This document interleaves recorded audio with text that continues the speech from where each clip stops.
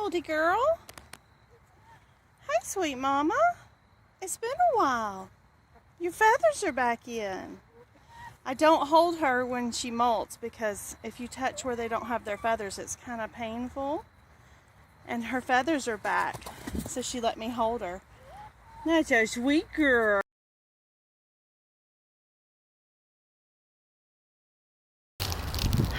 Hi guys, it's the next day. So this is my big girl coop. It's kind of covered, you can see with our shade cloth. But I'm gonna loosen that up so I can get into the coop. And I have wheelbarrows so that I can start emptying out the old hemp bedding. And once I get it out, I will put DE down, and then I will also do some sweet coop. And then I'll replace it with the hemp bedding. I brought out my new 33-pound bale right there, and we'll get this thing cleaned out. I've already went in and closed off the nesting boxes. I waited to do this to the afternoon. One, because it's warmest right now, and two, the girls are done laying eggs usually for the day around this time, so they're not too terribly bothered that I closed off the part of the nesting boxes. And I also gave them some I gave them a pumpkin, some old bread I had, and some sourdough. So they're enjoying that and the big girl run right now. And so I'm just gonna get to this so you can kind of see what's involved. It's just good old hard work. You're just gonna scoop it out. I got a nice shovel over there I scoop out with, and then I go take it and dump it when I fill it up. So that's kind of what I will do. I'll probably speed this up, otherwise it'll get pretty boring, and I'll show you what it looks like when I get it all reset. If you can see the the new nesting pads I put in there in the boxes, they like them. I got 6 eggs today. That's pretty good for this time of year. And everybody went where they were supposed to. Right now you can tell the coop, it has lots of feathers because I had 2 multi-mamas in here. And this is kind of what it looks like. It's totally dry. It's dry. It doesn't smell. And this was put in here, I'm pretty sure it was April. It was either March or April. I'd have to try to go back and look at my notes. I'm thinking it was April, probably around spring break when I cleaned it out. And I'm at the end of November and I'm cleaning it out again.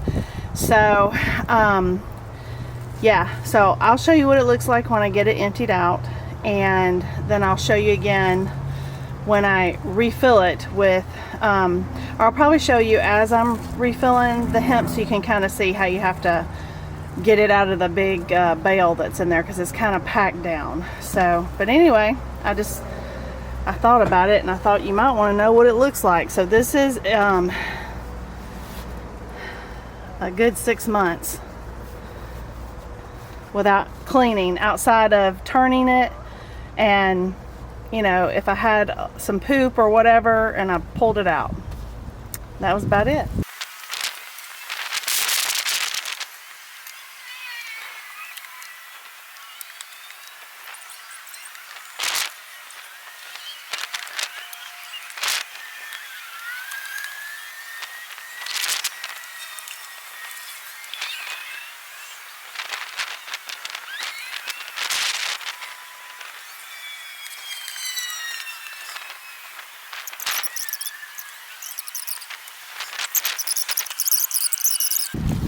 That's about the last of it. Do you see how dry that is?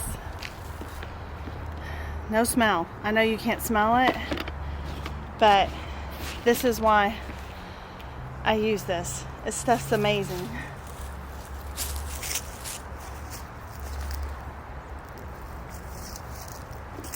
Let me show you my shovel.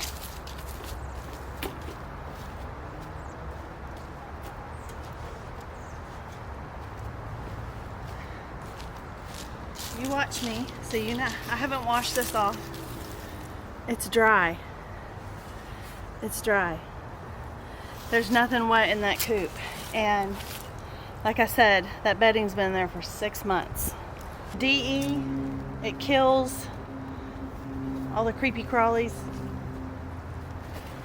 This time of year is probably not as huge an issue as it is in the summer, but I still like to do it.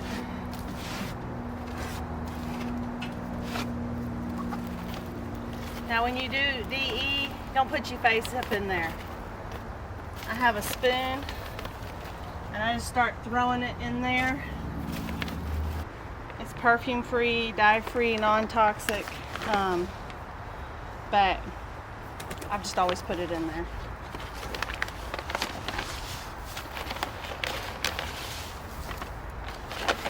I just kind of broadcast it before I put the hemp.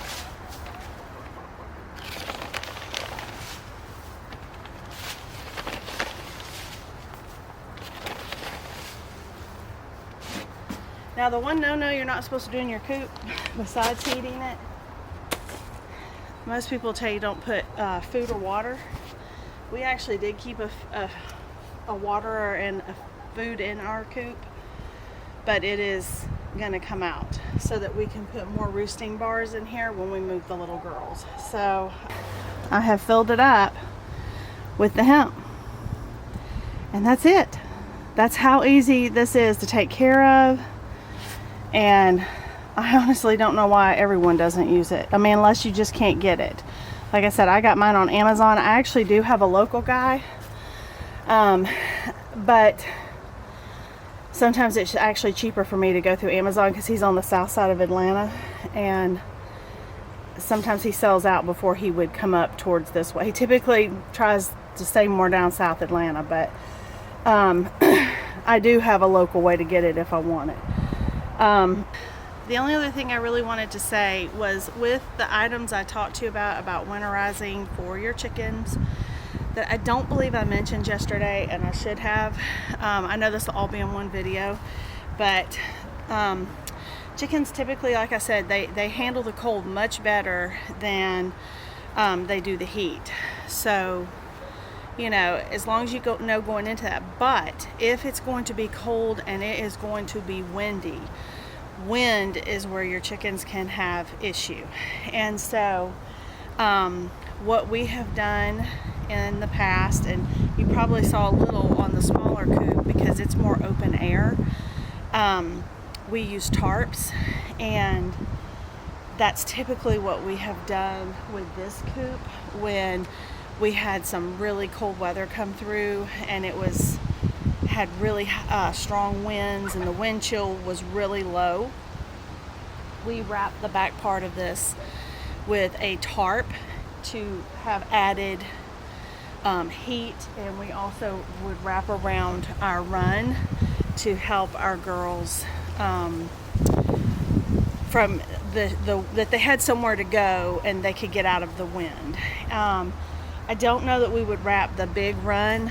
Let me turn so you can kind of, it's pretty good size, and I wouldn't foresee us wrapping that part of it.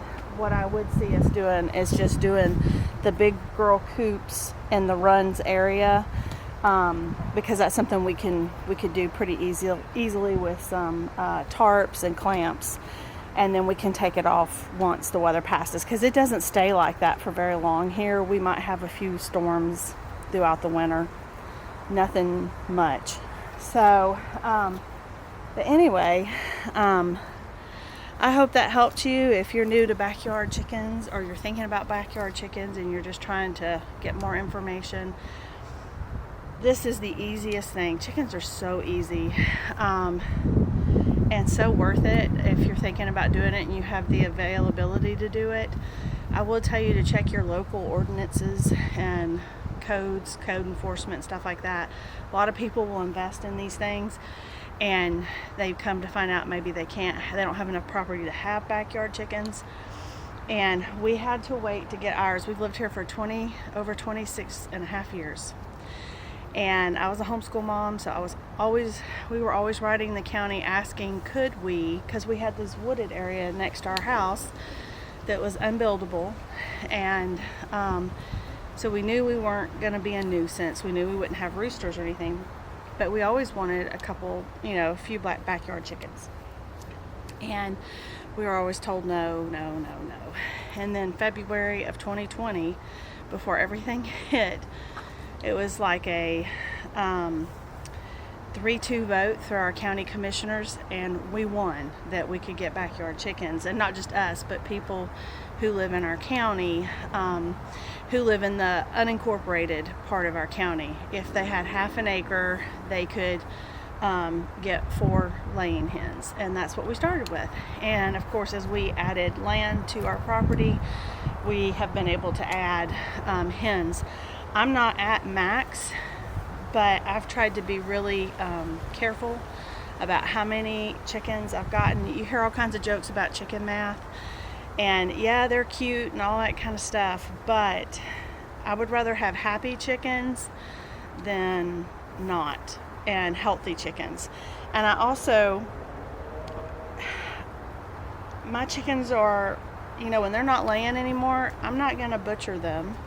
They'll live out their life, however long they get. That's just me. You may not be that way. I'm not judging you if you butcher yours and you turn them around. That's a part of life. That's just not what I'm comfortable with. This is how I do me, okay? And so mine really are very much like pets, so I've tried to be really careful. So when I got 6, that was a big number. But this past spring, summerish time, when we got the little girls, I think it was June. I think it was mid-June when we got them. But I got them because my other girls were over 2 years old. So I know that their laying is going to start slowing down. It already has for a couple of them, my oldest 2. And so I wanted some newer ones so we could keep getting eggs. But I didn't want to max myself out, because in a few years I could see myself getting some more chickens so that I can still have eggs. I'm not trying to get tons of customers that buy my eggs. I have a few customers that enjoy our extra eggs, and that's fine. It helps offset our feed bill, and this was never meant for me to make money. You would have to have a lot of chickens to, I guess, make it worth your while. But to me, it's worth my while because it helps me out. So just go into this open-minded, find out what your rules and laws are, abide by them, because coops and things, this is not cheap, and they can come and cull your birds, and they can fine you, in a lot of places. So just be aware of that, and don't think that your neighbors won't tell. They will. They will. I'm just being honest. I'm not saying I've had that issue. I'm just saying I know a friend who has a friend who has a friend. So anyway, but with that, I hope this information helps you. I hope it will encourage you. They are so easy. If you're not a big animal person per se, get you pullets. Don't even go with the chick route. Just get you some pullets and be nice to them. Research your breeds that you're getting, more gentle breeds, and you'll love them, because really you feed them, you water them. If you do like a deep litter method, once you have your infrastructure in place, it's pretty easy. It's not a lot of work, and you get something in return once they're laying. And so anyway, I hope, like I said, I hope this helps you. I hope that I answered questions, and that I hope I didn't hurt anybody's feelings who's been crocheting those those little chicken sweaters. Or I saw one that had the little hats. I think if I were going to do one, the hats might be better, but I'd be afraid that they might get choked or something on. I don't even know how you keep it on their head, but anyway, I'm rambling. Anyway, if you found value in this, I'd appreciate a thumbs up. If you are liking what you're seeing on our channel, I wish that you would subscribe to our channel. If you know someone who's looking for more information about chickens or any of the things we talk about on the channel, please share our video. And with that, I thank you for watching, and I'll see you next time. Bye. So guys, one more thing I wanted to tell you. I am not going to close up this part of the coop. They have hardware cloth. We leave it open during the summer, just so it's a little bit cooler. It's pretty warm right now. I know we're supposed to get some thunderstorms and stuff, but because I just cleaned that coop, and I put that DE and all that stuff in there, I want to leave this open just to make sure they have that extra ventilation. Honestly, I don't know if it's necessary, but it's just the way I like to do it. Hey girlfriend. Yeah, it's all clean. Yeah. So these are my 4 originals, and they are in their happy spot. I did put a water back for now, but I put their feeder where it used to be under the coop. And they, like I said, they can come out. And matter of fact, when it gets really hot, the 2 twinsy ones, I have a roosting bar I put up here.